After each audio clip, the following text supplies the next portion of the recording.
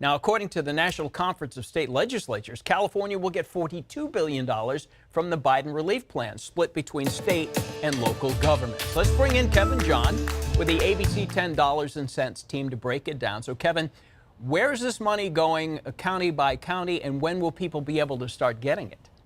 So, folks, we have some bad news for the Social Security and SSI and SSDI. Prices are rising. The Fed has reserved and announced that there will be rising rates again. First of all, millions of Americans will see a monthly benefit decrease starting in just a few weeks. Emergency SNAP funding will be ending in all 25 states soon, and if you receive monthly benefits, make sure to watch to the end. Emergency allotments for SNAP were approved during this time and are coming to an end, meaning that SNAP recipients who qualified for the extra money are not getting that extra money anymore. So what is the benefit that people will be receiving now? Well, folks, here it is. The monthly benefit, everybody, according to USDA, is the emergency allotment not included in the $1 trillion Consolidated Appropriations Act that President Biden signed late December. As a result, the emergency allotment ends after the issuance of February 2023 benefits, and now, beginning in March, no more emergency allotment funds will be distributed to SNAP beneficiaries. Emergency allotments provided $95 or more in additional funds each month, up to the maximum benefit each month. The allotment was granted to help SNAP recipients weather financial hardships that were caused by the crisis. Many were also given a 15% increase that boosted the average monthly benefit per person to more than $240, but that figure was expected to drop between and below $170 per person as the emergency allotment ended. As according to Yahoo News, last year the Food Research and Action Center warned that the end to emergency allotments could have caused a hunger cliff for millions. Older adults at the minimum benefit level could see their monthly SNAP benefits fall again from $281 to $23, and February's SNAP boost will be the last emergency allotments approved during this time. The Fed has even confirmed at the beginning with the March 23 benefit month, the SSI funds will no longer be available in the remaining 32 states, like DC, Guam, and the Virgin Islands. The Fed Reserve's preferred inflation gauge has showed prices rose at a slower pace than before. This personal consumption expenditures index rose again by 5% compared to a year earlier. And according to the Commerce Department, in December alone, prices rose 0.1% from November. On a month-to-month basis, prices for goods decreased 0.7%. Prices for services increased 0.5%. And within those categories, food prices increased 0.2% and energy prices decreased 5.1%. Core PCE, which is now at its lowest level since 2021, is the Fed's favorite inflation gauge, as it provides a more complete picture of consumer cost, spending, and things like that.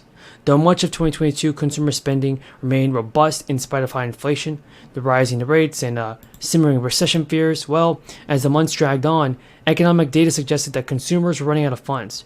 Reliance on credit grew, and delinquencies started to tick up. And so economists and investors are expecting to see the Fed raise benchmark again by just a quarter of a point, signaling another downshift from another following a spree of blockbuster rate hikes. The Fed Reserve is not expected to pivot simply because inflation is cooling. The labor market, which has already remained strong despite inflation, is the crucial area for the Fed's inflation fight. So, for those who fear a recession might be coming, well, the only question is when. Many economists expect a recession is on the horizon. And I would not agree with that, but it's a possibility. Hello, good afternoon. Well, thank you so much, Mayor Woodards. I appreciate the kind introduction, but as well your partnership and your leadership as the chair of the Women's Mayors Leadership Alliance.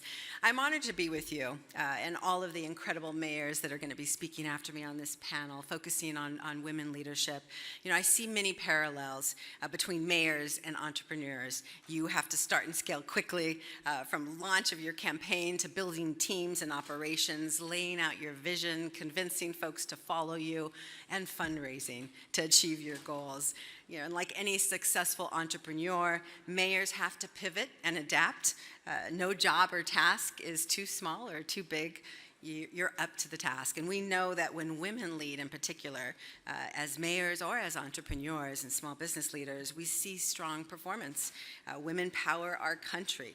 And we are planners, problem solvers, as well as great partners. And especially during these adverse times, we plan our budgets and control our spending. So it's no surprise that women start a majority of businesses today.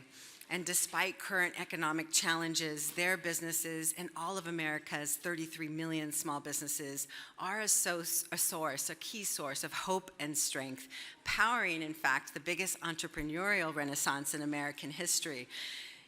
During President Biden's first 2 years in office, we've seen the greatest 2 years of new small business applications on record, with 10.5 million new business starts in 2021 and 2022. That's about 70% faster than historical averages. We are finally seeing this incredible growth of new business births that we need to power our economy. Generational investments under this president have enabled Americans to start new businesses and create jobs at these record-breaking levels and really speak to the small business boom that we're seeing in our economy.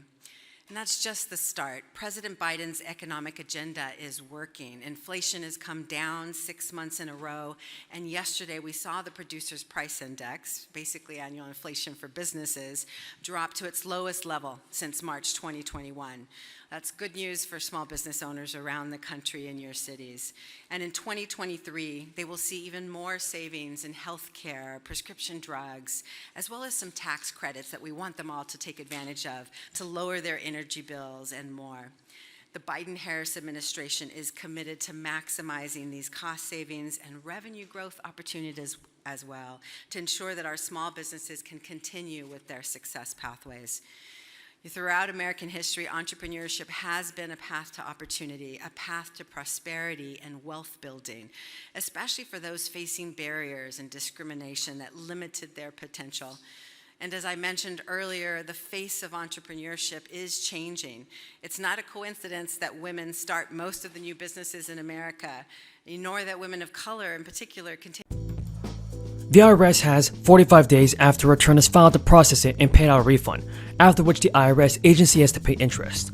As of April 1st, the interest rate for individual filers, which tied to the Federal Reserve's benchmark rate, which ticked up from 3 to 4%, with the IRS sitting on a massive backlog of millions of returns, and that extra point could amount to a big chunk of cash for the Treasury. And not only that, folks, but listen to this. Interest payments may just be a drop in the bucket for the millions of people still waiting on tax refunds.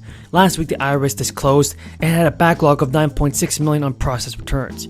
It did not specify how many of those were at the 45-day mark, but said the number includes returns received before 2022. Another reason the interest payments are getting larger is because of the extensions granted by President Biden in 2021. While taxpayers were allowed to file late, the refund deadline was tied to the original tax day, giving the agency even less time to process a return before interest started occurring. Now, refunds can be an important economic lifeline for taxpayers, especially low-income ones. Filers who were still waiting on 2020 refunds in February told Insider News that without the refund deadline, without their checks, they were struggling to afford groceries, childcare, and even pay their home bills. Now more than 42 million people in the country rely on SNAP programs to help feed their families. And with SNAP benefits, people can purchase several products. Each fiscal year, the USDA adjusts the SNAP maximum allotments, deductions, and income